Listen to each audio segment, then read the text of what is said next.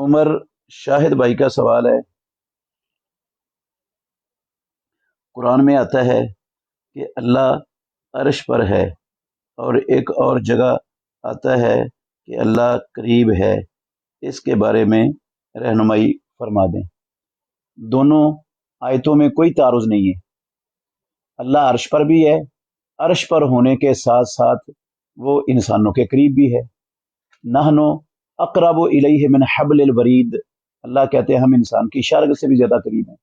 وَهُوَ مَعَكُمْ أَيْنَمَا كُنْتُمْ، اللہ تمہارے ساتھ ہے جہاں بھی تم ہوگے، اللہ تمہارے ساتھ ہے۔ اللہ تعالیٰ عرش پر بھی ہے، آسمان دنیا پر بھی آتا ہے، عرش پر بھی رہتا ہے، آسمان دنیا پر بھی آتا ہے۔ یہ جو سوال ہے نا کہ اللہ عرش پر ہے اور پھر ہمارے ساتھ کیسے ہو گیا، ہمارے قریب کیسے ہو گیا، یہ سوال تب پیدا ہوتا ہے جب اللہ کو مخلوقات کے مشابہ سمجھ لیا جائے، اور یہ سمجھنا ہی غلط ہے اور باطل ہے اور عقیدہ توحید کے منافی ہے۔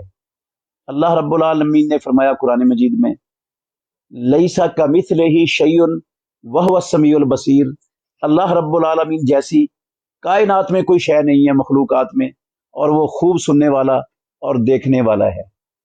تو اللہ سنتا بھی ہے، انسان بھی سنتے ہیں، مخلوقات بھی سنتی ہیں، اللہ دیکھتا بھی ہے، مخلوقات بھی دیکھتی ہیں، لیکن اللہ کا دیکھنا وہ مخلوقات کے دیکھنے کی طرح نہیں ہے، اللہ کا سننا مخلوقات کے سننے کی طرح نہیں ہے، اور اس جیسی کوئی شے ہے ہی نہیں ہے کائنات میں۔ تو پھر اسی طرح اللہ کا عرش پر ہونا اور اللہ کا انسانوں کے ساتھ ہونا، یہ بھی انسانوں جیسا نہیں ہے۔ کیسا ہے؟ وہ ویسا ہے جیسے اللہ کی شان کے لائق ہے۔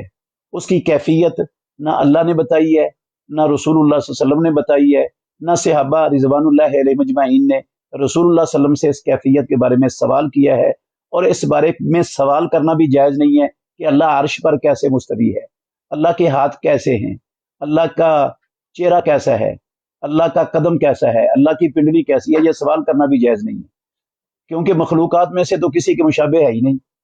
کیسی ہے پھر؟ ہم یہ کہتے ہیں وہ ویسی ہیں ساری چیزیں اللہ کی جیسے اللہ کی شان کے اور ذات کے لائق ہیں۔ لوگ یہ سمجھے بیٹھے ہیں اللہ کو بادشاہ کے مشابہ قرار دے دی ہے کہ بادشاہ تو اپنی بادشاہت کی کرسی پر، سیٹ پر، تخت پر ہوتا ہے، تو وہ ہمارے ساتھ تو نہیں ہوتا، تو ایسے ہی اللہ کیسے ہو گیا ہمارے ساتھ؟ وہ اپنے عرش پر بھی ہے۔ بھئی اللہ تعالیٰ ان چیزوں سے مبرہ ہے جو آپ تشبیہ ہیں اللہ رب العالمین کے لیے سمجھتے ہیں، وہ مخلوقات میں سے کسی جیسا نہیں ہے، اس کی یہ صفات ہیں اور وہ ویسی ہیں جیسی اس کی شان کے اور اس کی ذات کے لائق ہیں۔ یہ عقیدہ ہے مسلمانوں کا، اہل سنت والجماعت کا، اللہ رب العالمین کی صفات کے حوالے سے۔